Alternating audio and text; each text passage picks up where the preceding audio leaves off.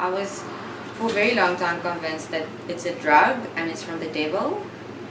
And like, so I was like, and it makes you dumb, and I was like, Let's just ask that question there quickly. Where did that belief come from? Was that something that was drummed into you via society? Was it a family thing?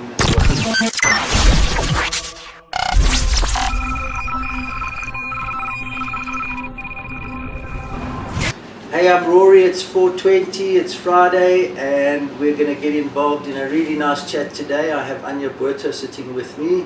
Welcome, Anja. hello guys, thank you, Rory.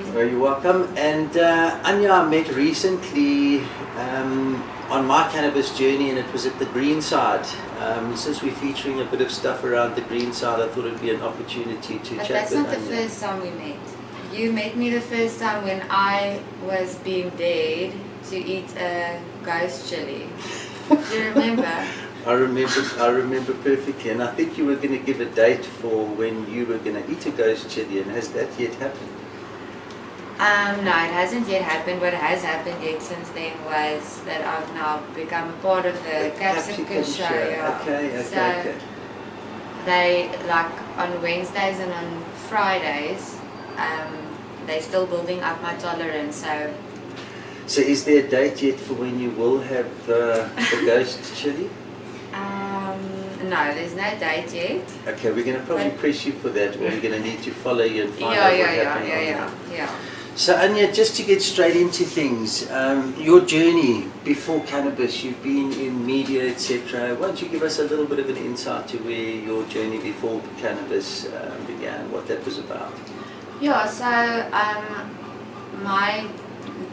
I went studying in Stellenbosch, and then I sort of decided to turn against my own industry, which was drama, media, all of that. And I went into journalism for a little bit, and then I went into marketing. I'm a bit of a gypsy, and I get bored very quickly. So it took a long time for me to sort of understand where I fit in, because I would like start something and then I would not be happy, and then I would find something else, and that was sort of my journey. You know, then I wasn't using cannabis at all,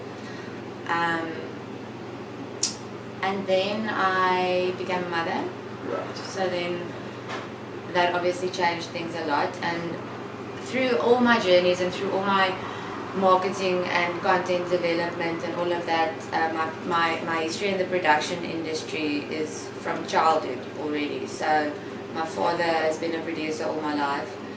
So I've been sort of military training production since a very young age. Fantastic. Yeah, and I think at the end of the day, that's my DNA and that's my blood and that's who I am. And it took me a while to kind of get to that again. But when I did have my child, I went into doing research for my father. I worked with him in his production company now for the past, let's say, I've been on my own now for almost 2 years.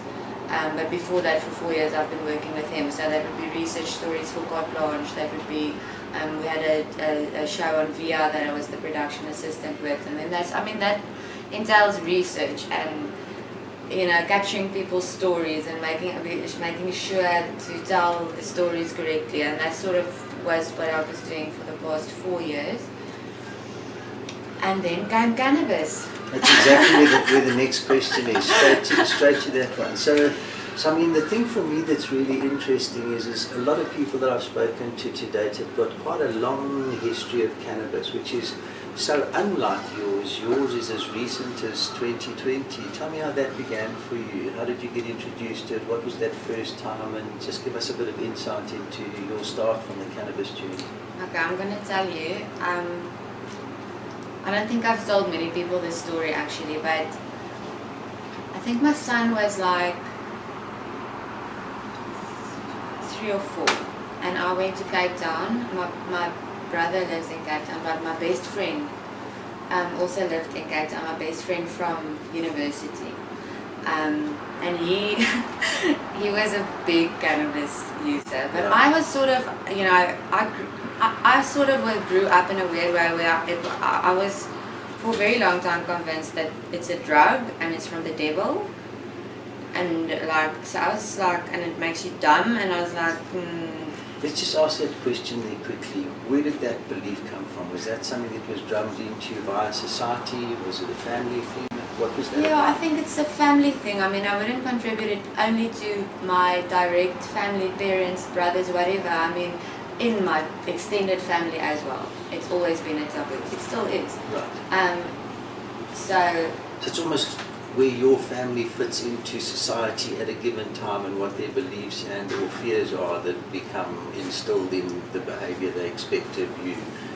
So I mean that's I think for many people that's a generational thing. That's the generation before us. That was the stigma-based space. So carry on, let us know about that so first then, instance. so then this friend of mine, very interesting guy, he's always smoked cannabis, what. And we see each other after probably 4 years for the first time. And he's like, let's smoke a joint and what, catch up. And I think at that stage I was sort of like burnt out with story. And they gave me my first little banky. Sharing, I mean they shared and they were like, okay, now you've got it, you know. And that's where it started. It hasn't been an easy journey, but then that's in 2020 pretty much where I decided, you know what, this thing is actually making me feel better. Right. It's actually making me a better mother. Right. It's giving me more patience. It's making me more creative. It's making me understand a lot of bullshit a lot better. And for that reason, I sometimes, you know, I think for other people, my cannabis journey must have been very strange because you do change. Yes, I think that's vital. I think the fact that there's an enlightenment just listening to what you're saying, you know, and those once you have that experience and you've felt those things, it's not something you're prepared to say I'm going to do without. And that I think is part of what people don't understand is once you've been through that phase, there's no reason for you to want to ever give it up because there's nothing that comes out of it that's bad that should make you go home with a conscience or any of that sort of thing. Yeah, and that was something that I really struggled with a lot at the beginning of my cannabis industry.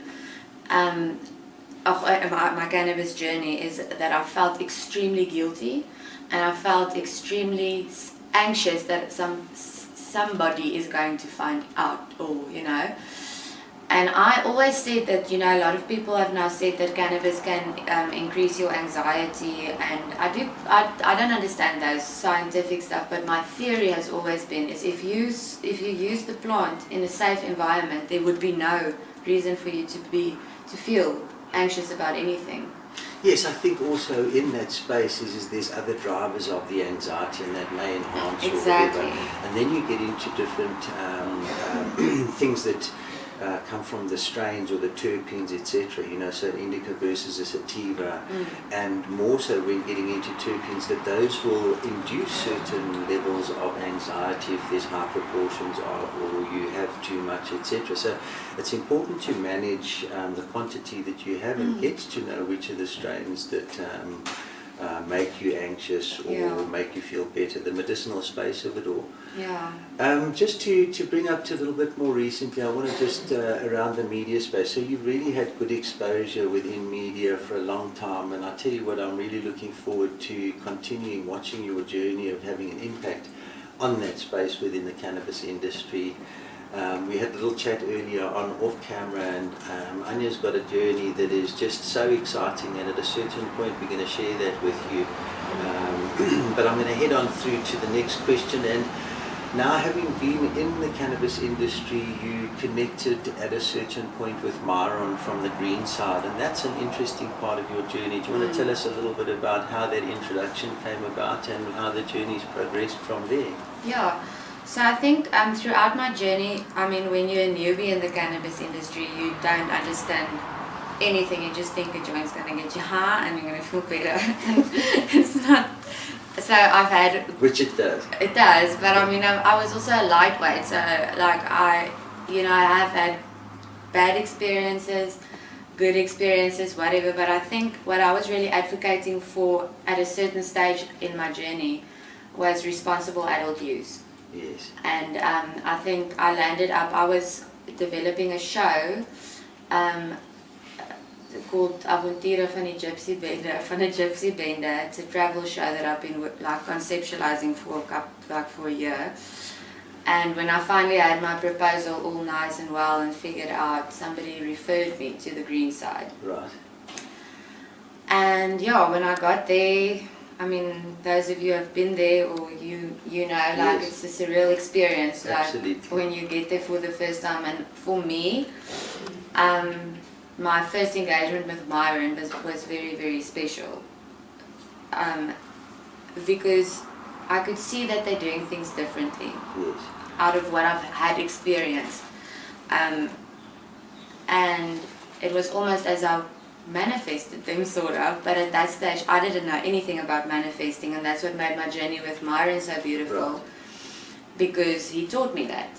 So when I got there, I was like, okay, cool, I see what's going on here. And as he started taking me on the tour and explaining to me what they do and all of that, I decided before I'm continuing doing anything with them business-wise or anything, I'm going to go on Myron's program.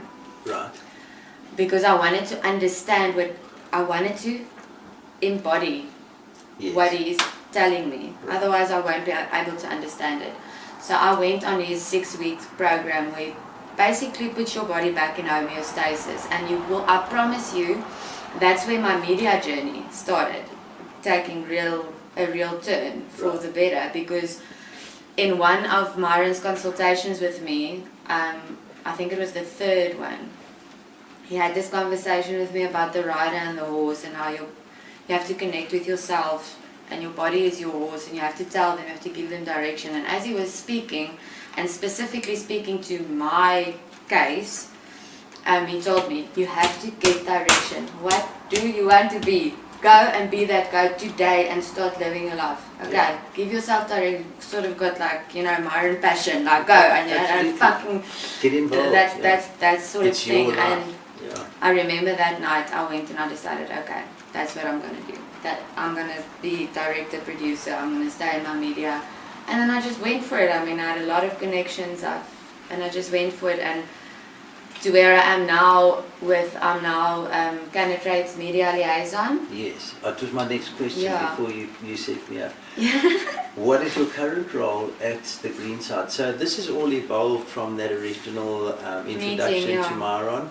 And Anja is now proudly in the media liaison space, which you can tell us a little bit about. Yeah. What does that entail? How do you go about that? Yeah, so I mean, the media liaison role is basically, Myron's just opened the third shop, and he's moving into a space where he can't really control everything happening around, All of the components. interviews and Absolutely. all of that stuff, and dealing with the influencers, and he's very busy with the events and the CEOing of the company. So my role is to be the spokesperson basically for Canatrade. I think it's vitally important, because the message that you convey in terms of assisting to destigmatize has got to be loud, it's got to be coherent, and it's got to be continuous. So, as you say, with Myron becoming more involved in other parts of the business, that part can't afford to be lacking. So respect, and we'll be watching the journey with you all the way. Yeah, and then also with I'm also involved with Evolved magazine. Yes.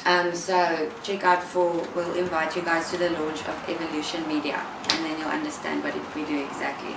Maybe I'm going to put you on the spot. Perhaps there's an opportunity that we can give away a subscription or something like that to Evolved Absolutely, magazine yeah. to So one or two of the viewers. yeah, let me check what we can do. Yes. And then I'll send you guys a little video. There we go. So you can just Evolved send it magazine through. is something to keep an eye on, and Evolved Media is the space that Anja is talking about taking into the future.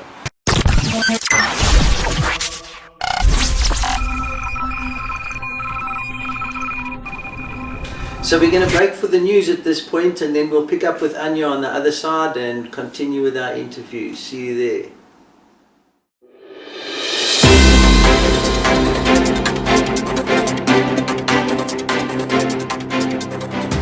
30 states that have legalized medical marijuana, nearly 20 that have legalized recreational marijuana.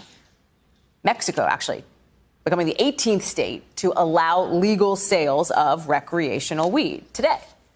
And these days, in some of those states where cannabis is legal, companies are infusing marijuana ingredients into other products, like stuff that you drink. A lot of people considering them an alternative to alcohol. I got to head to a tea party in California to check out what all the hype is all about. I did not partake. I got to say, I think I'm legally bound to say that. But I still got to go and check it all out. Watch. 313 in that. Hills above Silicon Valley, these women are having a tea party. Yeah, well, cheers. Maybe should I wait? You first? Featuring an herb you may not expect. So Tracy, what's your experience with cannabis? I really would recommend Sympathy. It's perfect for chronic pain. CBD, THC, also a lot of natural and powerful anti-inflammatories like ginger, turmeric, tulsi. Kikoko's a wellness company that makes cannabis-infused teas, mints, and more. Well, welcome, everybody, and thank you so much for coming today. We really appreciate your showing up. They say parties like these helped boost their bottom line, contributing to a 15% jump in sales last year. Cannabis drinks overall are having a moment right now, with more than $64 million worth sold last year in California alone, according to one industry researcher. Part of the point of parties like these, showing people, especially women, that you don't have to get super high to get the most out of cannabis. It only takes a little to get a lot of benefits and none of the hangover. You get to a certain age, you can't drink as much wine, you get headaches, and we were there. So we decided, why don't we make some other cannabinoid ratios that don't get you so high and just put a little bit of THC in there. For these co-founders, it's personal. What is the goal for you for Kikoko? What do you, when you step back big picture? Options. My mother had an addiction to pain medicine. I'm sorry. And it was, I mean, man, it's just heart-wrenching to see and experience that. Drives us, and we're just incredibly passionate about being a force for change. You don't have to be released from the hospital and be given opioids. You know, why can't a doctor prescribe you cannabis, which is much healthier? Jen's not alone in hoping to turn people on to what she describes as the health benefits of cannabis. We truly believe it's a human rights violation that this plant is not legal everywhere for everybody as an alternative medicine. It helps with many people with sleep. We never claim it helps everybody. There are some people that shouldn't do it, but it really does help a lot of people. And Amanda's got a point. Cannabis is not for everyone. Some people feel like cannabis hurts more than it helps. That said, California-based cannabis beverage brands like Kikoko, Can, and Tinley's are part of a market that now includes cannabis-infused gummies, gels, seltzer waters, and more, many marketed as alternatives to alcohol, sparking a new trend known as going Cali sober. So I decided to go Cali sober because I got tired of getting hungover in the morning, feeling drained the next day. I got to enjoy the substances I enjoyed without having all that drag. Polling has found 45% of people who consume cannabis have swapped it altogether for alcohol, or they've at least cut back on how much they drink. And for these tea partiers, it's a toast to a drink that really makes a difference. This is beautiful because it lets people really do it in a gentle way to see how it works with their body and learn what works for their system. And, you know, for people who were freaked out with weed before, this is something that makes it a lot more approachable.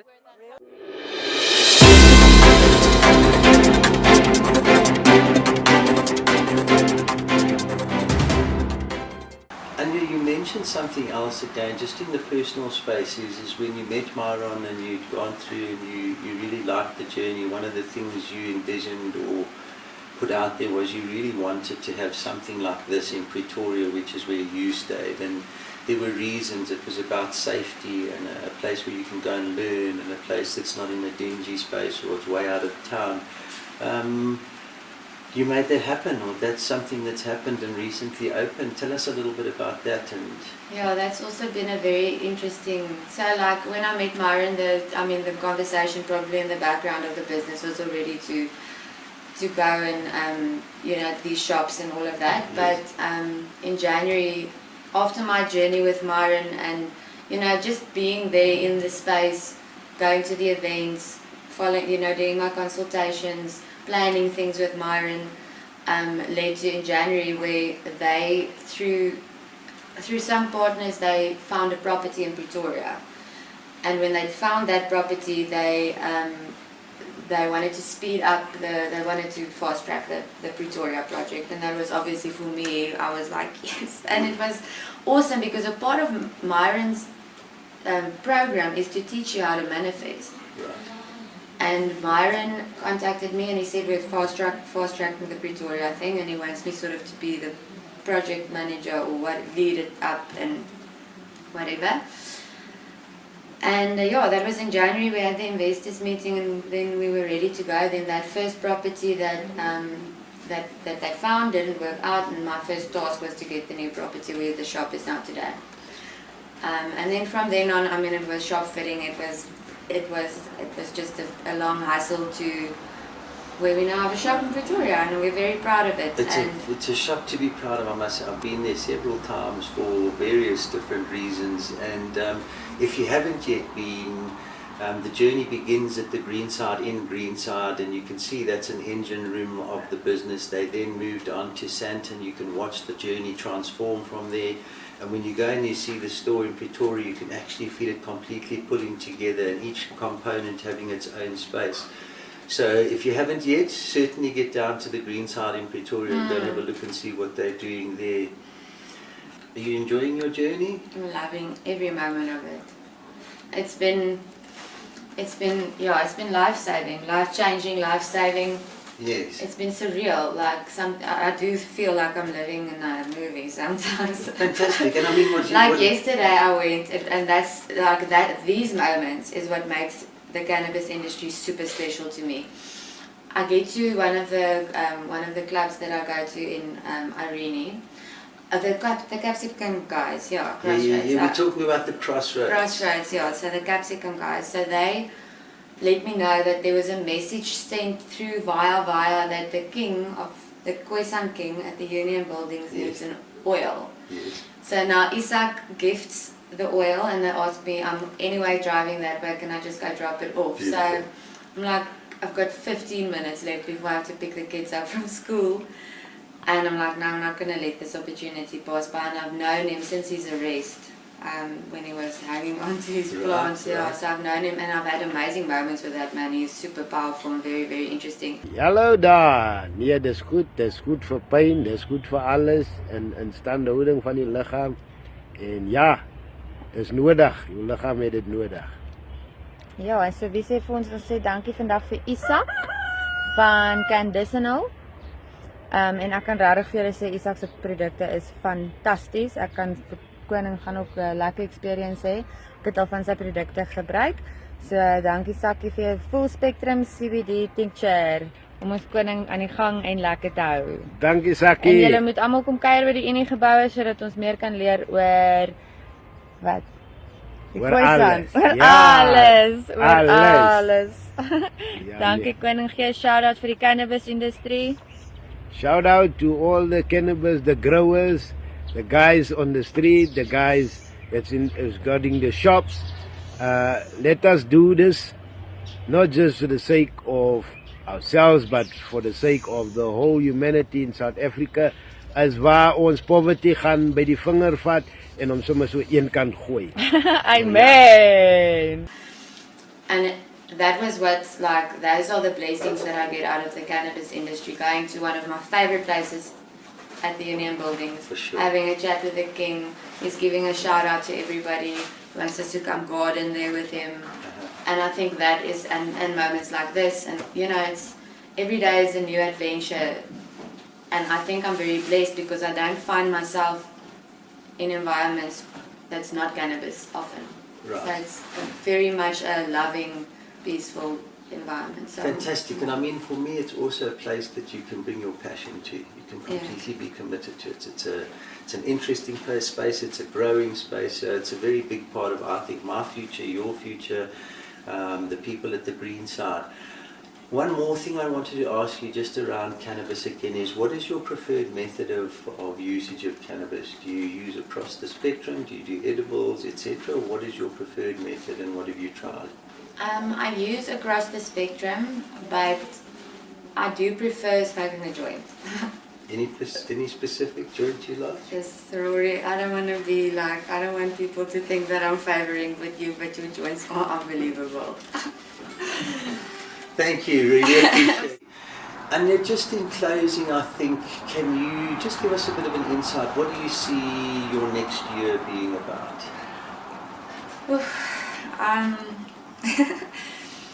I think so. I'm always like, okay, so I'm producing. I'm in the process of producing a documentary.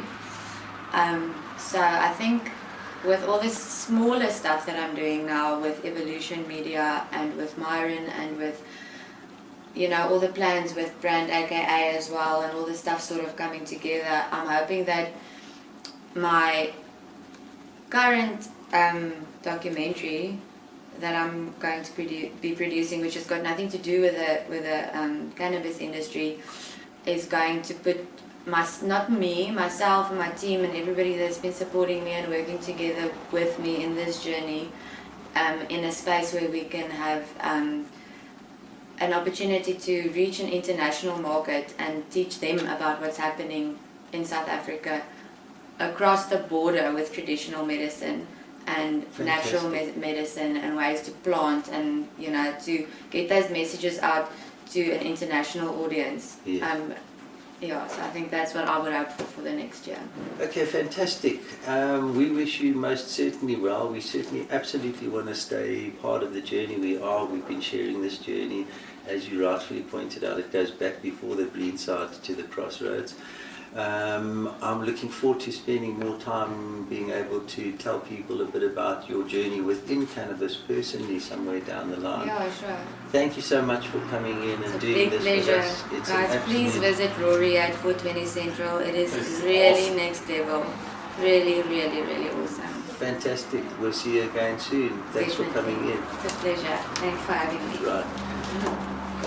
We'll catch you again next week. Hope you enjoy the show. There's certainly so much more to be told to you. Have a grand weekend.